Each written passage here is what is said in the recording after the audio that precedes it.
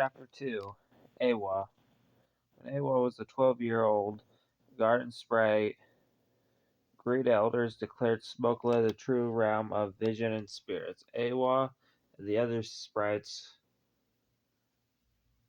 were not to fear or make fun of sacred space as most people did. Smokeland was the vast territory of possibilities and maybe nots, but never very far from what was happening right now. Spokewalkers were interpaid adventurers, exploring the unknown, dream takers who shifted the shape of the everyday. Who had ever told the great elders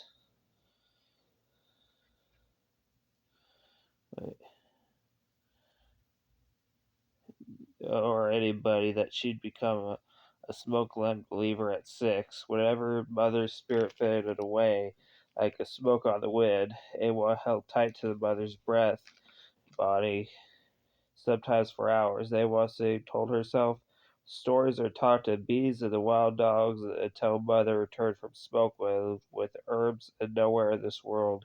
Awa hugged cold from her mother's thoughts and shook dead weight from her mother's bones. It come fearful snarls from her wiry hair, watching over the mother's breath body was not to ask. A young daughter who had snarls and sorrows of her own. Awa's older brothers would have felt duty about a report of smoke walking, which woman to father, being a good Empire citizen. Father would have turned mother into the high priest at Holy City or killed her to avoid shame, so guarded her breath wholly during the intellect adventures to Awa. Her mother and father were smoke walkers, reported slogging through a border realm of enchanted freaks and monsters. Before entering Smokeland proper, they were harassed by lightning bolts and spears of fire. Jellyfish explosions and poison dust cyclones were also common.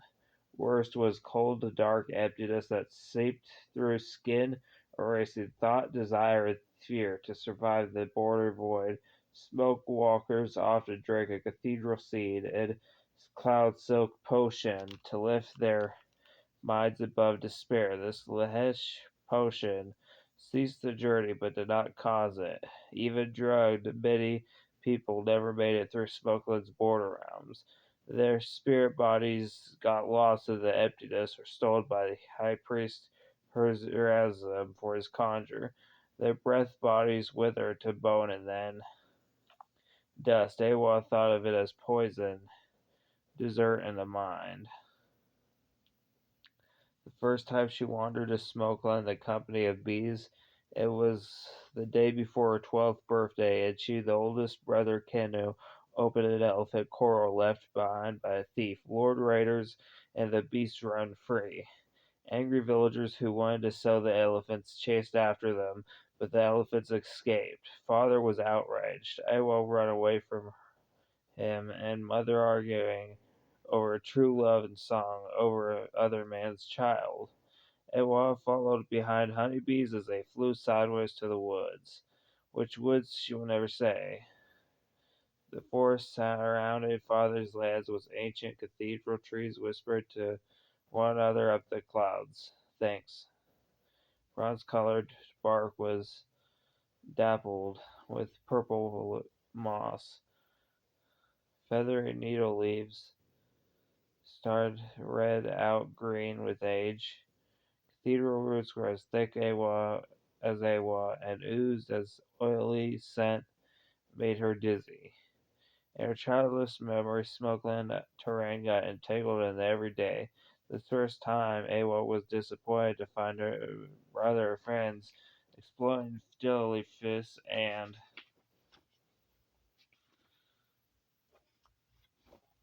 void smoke. She landed in a field of wildflowers, and by the cathedral tree grove she moved at the speed of thought, spinning endlessly around a drop of water as it slid down a leaf. In a blink she raced from the riverbank to a valley or to a rocky peak. A beehive the size of an elephant rested inside the tree cavern. Swarms of workers buzzed out, stingers hot with venom. Dancing distress, they smelled like ripe bananas. Awa saw no reason to alarm. Trees and bushes were heavy with flowers. The ground was a mosaic for petals. Deep throated blossoms bulged with fragrant nectar. Inside the hive, the queen pushed an egg from her abdomen into a cell every minute. Workers spit nectar into the queen's mouth.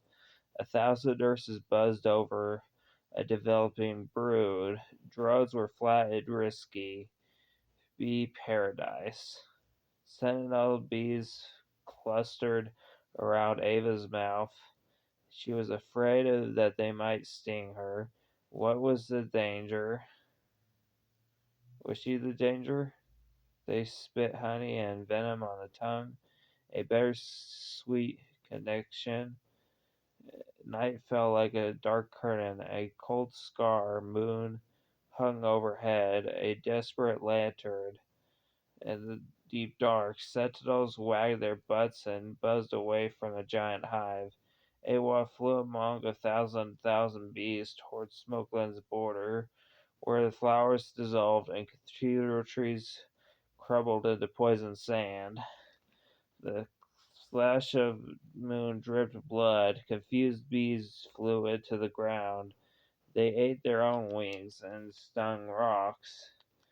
Faceted eyes clouded over, and sparkling hearts burned out. Thousand wings flew ahead of Awa and turned her to smoke. She choked, confronted with the famed horror of the border realm. Awa tried to slow down, tried to turn back from the bee paradise, or for the bee paradise, but she no longer had the speed of thought. Her mind was sluggish terror and then blank as void smoke enveloped her. A taste of the sentinels lingered in her mouth. A stinger caught a tooth-pricked tongue. Venom flowed to her heart and she swooned. Father and other good Empire citizens claimed there was no realm of imagination, no true land of visions and spirits. Smoke land and sleepwalking sickness, drunken dreams, or elder nonsense. That explained tattoos, burned hair, and the treasures folks brought back from their adventures. Smoke walkers knowingly that they shouldn't or couldn't, or was another matter. Father couldn't explain that way. He just insisted Mother's exotic herbs and concoctions were family secrets. Southern Feeflords told or burned anyone who knew too much.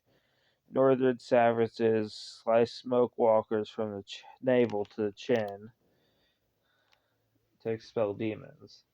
Priests and witch doctors poisoned their breath bodies and stole spirit blood and power to create spells or other conjure. This was a living death. Good Empire citizens locked up smoke walkers to the train of priesthood. They were men as transgressors if they were women, and a reason that what Anawamba Northlanders called someone who neither is a man nor woman had to declare for one another a horrible fate, living a man as a man or dying as a woman. So Awa returned from her Smokeland trip to her mother's garden and let Smokeland knowledge taste sweet on her tongue, then swallowed it quickly, unspoken. That made her muscles lumpy and her joints wobbly. She snorted wisps of border void and felt dizzy. Father was still yelling at mother about unruly daughter, who ended up like a witch woman, Kiri, wandering a whole cold mountain, bloody and bitter, childless and without love.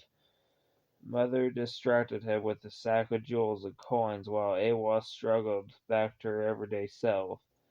The scar moon was low and the sun was about to rise over Mother's garden. Silver-leafed herbs brooded around in well-spiced bushes scented in the air. Awa focused on semi auroras. The everyday was a Capelli des smokeland. Mother must have carried Awa's breath back to the forest. Forget the elephants, Mother pleaded with Father. Her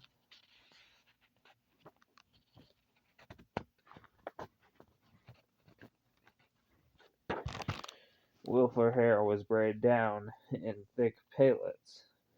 Her brown cheeks sagged. This unruly child has brought a treasure. Counting the money, Father didn't notice the wild pup licking Awa's face. Mother chased him off before Father put a bolt in Furry's hide. Dogs harassed the goats, who had no fat to worry away. Sell it, Awa was saved your farm, Mother said. Father looked up from his money bag to tumble down corn crumbling in the fields. Fruit trees were covered in fuzzy scale. Goats bleated as kids sucking their dry teats. Father had stolen all the milk. We see him all be saved. He said his eyes were as flicks of flame, his trim beard patchy. We'll see. Awa's face was aflame hot, her hands cold. They were selling her own on her birthday, a savage girl nobody wanted to feed anymore.